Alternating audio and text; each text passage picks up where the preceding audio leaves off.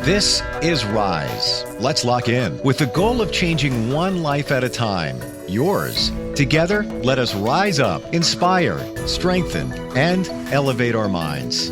It's time to rise on the voice of Nassau Community College, 90.3 WHPC. Hello, my name is Dr. Saren Haran, and welcome to Rise. Today we are going to talk about becoming a speech-language pathologist in New York and how you too can pick such a rewarding career helping others.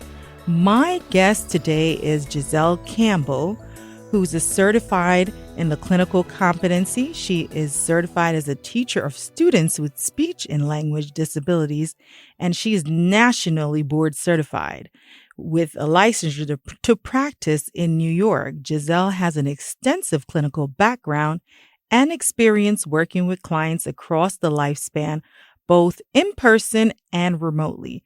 Presently, Giselle holds the position of speech-language pathologist within the New York City public school system, serving preschool-age students ages as young as 2 years old and 9 months to 5 years old with disabilities.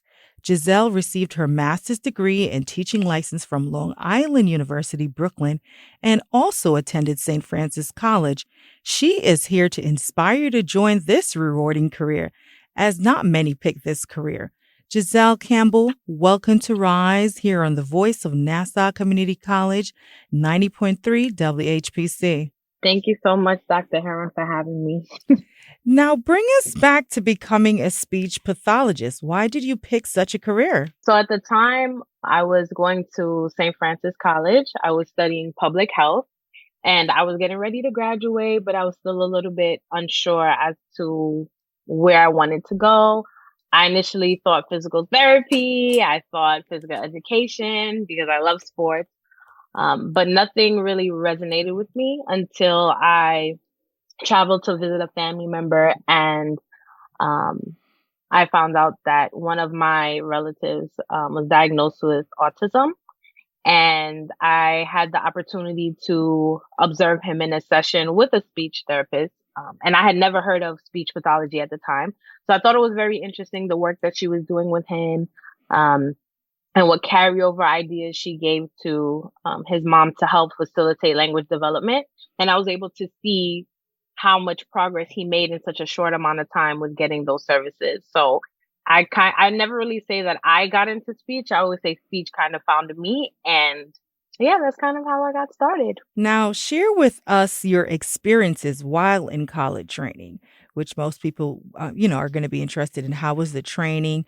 What are some core courses that you took that were required for your studies? So I will say the training is very intense.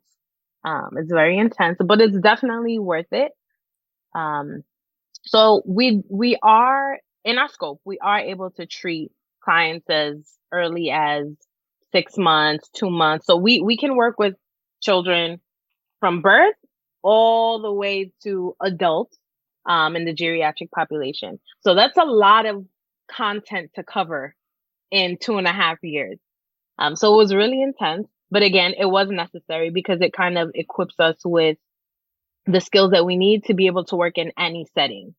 It was a little bit difficult, to say the least, because again, we're taking hard courses like anatomy and physiology. We're taking child language development, chemistry. You have to take your research courses. You have to write a thesis, and even while you're in school, take a course that prepares you for something called a praxis, which is an exam that you need to take in order to get your full license.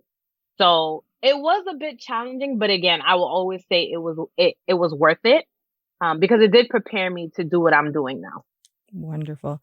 Now, if you could say, what was the hardest course you took for your specific program, what would that be? And how did you approach studying for those hard courses that you had to take?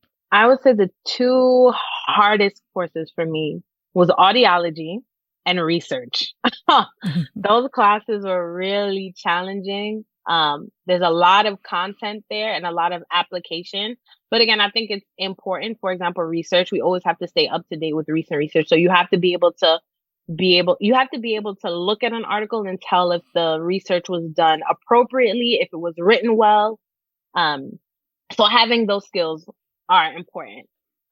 In terms of studying, I find that it depends on what I'm studying. So if I'm studying vocabulary terms, flashcards were my best friend. If I'm studying diagrams, for me, redoing the diagrams in a simpler format, if you will, did help me to retain the information, and also like color coordinating. So knowing what terms apply to what concept, just rewriting it, paraphrasing it. If you're able to explain the content, that means that you understand it to a degree. So if I was able to paraphrase it, put it in my own words, explain it to my mom, explain it to a friend, and they understand that, let me know that I was on the right path. Great. I think that's a good approach to studying. Now, do you feel having good study habits is vital to one's success in your program? Yes, it is. Because again, it's a lot of information. Like there's so many things within our scope of practice that it can be a little overwhelming. And that's why some therapists choose to specialize. So it is a lot of content, and you have to know the type of learner that you are, and you have to be able to have that discipline and ask questions and go to office hours and take that time. Like you really have to study, because these are things that you need to know. It's not like you're taking an elective class just to get the credit. Like, no, you need to know what you're doing to be able to go in the field and do the work. So studying is very important. Now, I'm sure you had bumps as you journeyed to, like you said, the career found you earlier. How did you stay focused in college? What was your motivation to know that, you know what, I want to do this? It's absolutely the career that I picked. What are the things that kept you focused? Honestly, I think it was just knowing that this is what I wanted to do. And in order to get there, this is what I have to do. So I didn't really have much of a choice. And I was genuinely interested in what I was learning. So while at times it was a little difficult, it was a little challenging, I was still able to push through because these were subjects that I was genuinely interested in. And I also knew that, again, if I wanted to be a speech pathologist and wanted to be a good one, that I had to put the work in and the time in to be able to be as good as I wanted to be. Now, you have certain certifications. How did you decide that you wanted to go further in your studies? And what does it mean in terms of preparing for that exam? Tell us about that. Okay, so the C's that you mentioned earlier, it stands for Certificate of Clinical Competence. So that I received through a nationally recognized organization known as the American Speech and Language and Hearing Association, also known as ASHA. So this credential basically allows me, it's recognized nationwide, so I can go to any state, I can go anywhere. And that basically lets them know that I'm a competent therapist, that I've done all the schooling that I need to do in order to be a therapist. In regard to, so that takes a little bit of time to get. So in order to get your C's, you first have to complete a fellowship. Now your C's they're not required to practice, but it's something good to have because, again, it's nationally recognized. So it lets the person who you're interviewing with know that, okay, this person is nationally board certified. So in order to get those C's, you do have to complete something called a clinical fellowship. So typically that's around 9 months, where after you graduate, it's kind of like a residency. So you work those 9 months, but you work under the supervision of someone who already has their C's, who has done the mentorship courses, and they will sign off on your hours so that you can get those C's. You also need to pass an exam called the Praxis. Basically, just it assesses your knowledge of all the areas of speech. So for example, voice disorders, dysphagia, which is a swallowing disorder. You're tested on child language development, aphasia, which is a language disorder. So you're tested on all of these things, and you have to pass with like a 162 or something. So while you complete your 9-month fellowship, which equates to 36 weeks or roughly 1,260 hours. You also have to pass your praxis. And then you submit all of your paperwork, you get your transcripts, you submit that to ASHA, and that's how you get your Cs. The other certification I have is known as the TSSLD, so Teachers of Students with Speech and Language Disabilities. So that certificate allows you to work in New York State schools. So if you are not working in a school setting, you don't have to have it. If you are not working in a setting such as an agency where you're treating school-age children, you don't necessarily need it. But again, I am working in a school, so it was necessary for me to have it. And that you can get, there's an exam called Educating All Students. So anyone who's going for a teaching license, whether you're doing speech or you're going to be an early childhood teacher, whatever, you have to have this licensure in order to be able to work in the schools. You were listening to Rise on the Voice of Nassau Community College, 90.3 WHPC. My name is Dr. Sarah Heron, and today we're talking with Giselle Campbell, who is a national board certified speech language pathologist with licensure to practice in New York. Giselle has an extensive clinical background and experience working with clients across the lifespan, both in person and remotely. Giselle presently works with the New York City public school system, serving preschool age students as early as 2 years old, 9 months old to 5-year-olds with disability. And she also has her master's, which she obtained from Long Island University in Brooklyn, and she also attended St. Francis College. Now, Giselle, I know that there's some interesting statistics that many people listening may not know. Go ahead and share that with us in terms of speech language pathologists. Okay. So one of the statistics that definitely grabbed my attention while I was studying is that out of the entire field, only 3.6% of speech pathologists identify as Black. So that stood out to me, especially because we primarily serve Black students, Black people, people of color, people who identify as minorities. Those are the clients and the students and the patients that we are serving primarily. So I thought that was interesting that there aren't many therapists who look like me, but we treat people who look like me. Interesting. Now, why do you feel people are hesitant or, not getting into the field of speech language pathologists? Do you feel that it is the lack of knowledge that maybe some people are not aware of what you do and what you can do? I don't think it's so much hesitancy. To piggyback off of what you said, I do think it's a lack of awareness because, as I mentioned before, this wasn't something that I studied for undergrad. I didn't even know about this field until I was getting ready to graduate college. So I think there's a lack of awareness of the field, what we do, and even, those who know what we do, I don't think they fully understand what's within our scope. So for example, I've met people when they've asked me, what do? I tell them I'm a speech pathologist and they're like, oh, so you help kids who stutter, or, oh, you help children who have lists. And it's like, we do so much. Yes, those are things that we can treat, but we do so much more than that.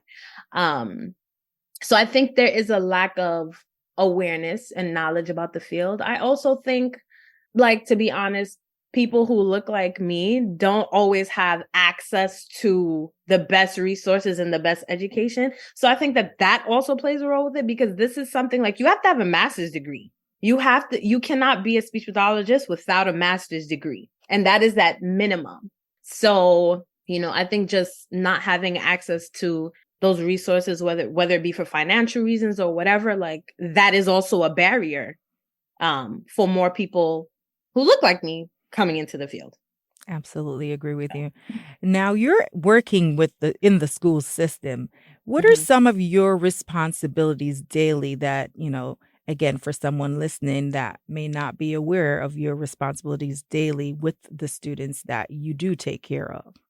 So daily, my job is to treat my students. So we have treatment sessions that are about 30 minutes long. Sometimes they're in groups. So I might have 2 students, and sometimes I'll have one-on-one sessions depending on the diagnosis depending on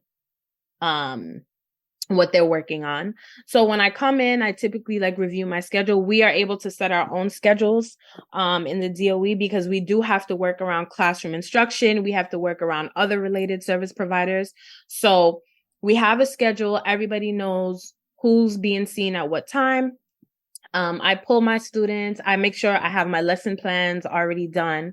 And lesson plans look different for teachers than they do for the related service providers, but I need to be able to show what goals I'm targeting, how I plan to target the goals, and also for progress monitoring purposes, be able to look back and reflect on data to see if the strategies that we're using works.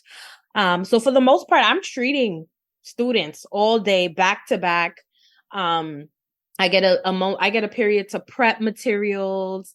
But sometimes I might push in and see how they're doing in the classroom, but I have the luxury of being located in a space behind the classroom. So it's great because I can see how they're doing one-on-one with me, and then also see if that's translating to the classroom, which is the goal. You don't want them to just do what you're asking them to do in your session. You want them to be able to access the curriculum, do these, showcase these skills, demonstrate these skills in the classroom, and also do it at home. We focus on more functional things, especially because they're so young. So for example, things like requesting an item or asking for help or rejecting something. It seems something that is intuitive, but these are things that have to be taught. So that's what my day typically consists of, just seeing them back to back, sometimes pushing and seeing how they're doing in the classroom, collaborating with teachers and other related service providers to make sure that they're on the right track. Sounds like a very rewarding career, if you ask me. Now, how do you ensure you show empathy? Now, empathy is very important. You're dealing with children that they require a little bit more, attention. So how do you ensure that you show that empathy that, young children are looking for? That's a good question. I think that I just focus on the fact that they are human beings as well. And I think they keep me grounded because sometimes I might not have a great day, but I still have a job to do. And I can regulate my emotions and compartmentalize and come and do what I need to do. They don't have that skill set yet, and I just feel like I try to just see them for what they are. They're children. They have emotions just like we do. And you have adults who cannot regulate their emotions. You have typically developing children who cannot regulate their emotions, much less kids with, certain needs that need support. So I always go with their lead. They know when they come with me, because they're always fighting to come with me. So it makes me feel like I'm doing something right. They come with me. We have a good time. We work. I'm going to push you, but we have a good time and it's all out of love. And sometimes I have kids who come in and they're sick and they're not in the mood, or something happened at home and they're triggered and there's behaviors. And I kind of hone in and use that to adjust what I'm doing with them. Sometimes they need a little minute. Sometimes they need a hug. And I will ask them, I can see some of my kids can't even articulate their feelings, but validating them and letting them know, okay, I see you're upset. What do you need from me? Do you need me to hug you? Do you need me to squeeze you? Do you need a minute? What is it that you need? Because at that point, if you are in such distress, anything that I'm trying to show you is going to go over your head. So I have to make sure that you're regulated and you're in a state to learn. And if you're not there, and if that's all we did for the day was just calm you down, that's still a win. Absolutely. So I don't really place super heavy demands on them like that. Now, how does it make you feel when you see your students progress? Like you say, you're observing them, you're bringing them back, to work with you, and they hit that milestone that you've been working on for whether it's months, weeks, whatever. How does that part of the journey make you feel? It makes me feel so proud of them because they work so hard. It's not easy. It's really not easy for me, but it's also not easy for them. And they show up and they work hard. They work so hard. So if it's a goal that we've been working on for a really long time and they hit it, it's a feeling that I can't even describe. Mm-hmm. But I know that they feel how proud I am of them because I make a big deal. I scream, we clap. I have to show them, like, Of listen, course. you work so hard and you deserve this praise. And it motivates them. It motivates them and it makes them really feel like, okay, I can do it. So Uh, I feel so proud of them. I'm so happy for them. They're like my babies, so I'm just glad to see them doing well and like meeting all their goals. That's what, I want for them. You are listening to Rise on the Voice of Nassau Community College, 90.3 WHPC. My name is Dr. Saren, and today we're talking to Giselle Campbell, who is a nationally board certified speech language pathologist with a licensure to practice in New York. She has extensive clinical background and experience working with clients across the lifespan, both in person and remotely. Giselle holds a speech pathologist related background, and she working in the New York City public school system, serving preschool age students as early as 2 years old, 9 months to 5 years old with disability. Giselle received her master's degree from Long Island University in Brooklyn and also attended St. Francis College. Now, I know we've been talking for a little while, and someone who's listening to the program may be thinking, okay, maybe I'll think about such a career. How could they find information about your profession? I would definitely recommend that they go on the ASHA website. So it would be asha.org. They'll find all the information for obtaining a clinical fellowship. They'll find information for graduate programs that are accredited. So they won't have to worry about like any issues when it's time to graduate. I would also look into the state office of profession. So depending on what state you want to work in, find out what are the licensure requirements that you need to be able to obtain your license in that state, because it varies from state to state. But I definitely say ASHA is the best place to get information. And also you can get information in terms of research too, to find out more about our scope of practice. Graduate programs, they have great continuing education courses. There's a lot of information on ASHA. So I would definitely recommend that, they check out that website. Wonderful. Now, do you feel to be a language speech pathologist, there are just certain qualities that you must possess? If you had to give me three, I am sure there's more, but three things that you think someone needs in order to be, make a difference in such a profession. Ooh, I would say you need to be patient, lots of patience. You need to be flexible. I think that that's like number one and number two, being flexible. And also having good time management skills, being able to manage your time well, because in the school system, the caseloads are typically a lot higher. And there's a lot of documentation, a lot of paperwork and deadlines to meet. So you have to be able to manage your time wisely in terms of being flexible. You can plan the best session in the world and it can go the complete opposite way. And you have to know how to adjust in that moment and how to switch gears in that moment. And being patient, regardless if you're working with children or if you're working with the geriatric population, you do need patience. You need lots of patience. So I think that those are the three things that you need to be an SLP. Wonderful. Now, any favorite part of your day with your students? That is the absolute favorite part of your day. My favorite part of the day with the students. That's a tough question to answer, only because I only get the chance to see them for like 30 minutes. But I would say the initial encounter with them, I think, is my favorite part, because they're so excited to see me and they'll come and they'll ask me like, do I get to play with you today? And sometimes I have to tell them no. And I feel bad because then they start to cry. Right. But I think that first initial interaction, they come and they hug me and they're so excited to come with me and so motivated. Like, I think that that's my favorite part. And as we're wrapping up the show, what tips can you offer to college students who are considering this profession and want to ensure, you want to ensure that they're going to be successful? What tips can you offer in being that you are in the field, you yourself was able to go through the program and you did well and you're happy with your profession and you're just, enjoying the rewards of just helping, children with disability and cheering them along and making a difference. I would say my biggest advice would be to be open-minded. I think many of the times you go into something with expectations and a plan, and it doesn't always happen like that. And that's not necessarily a bad thing. When I first started the program, I was convinced that I was going to be in a hospital. I didn't want to hear anything about schools, hospital, hospital, hospital. And after doing my clinical rotation in a District 75 school and with younger children, I realized that that's where my passion was. I love working with adults as well, and I plan to do that again as well. But I didn't think that I would love working with children as much as I do.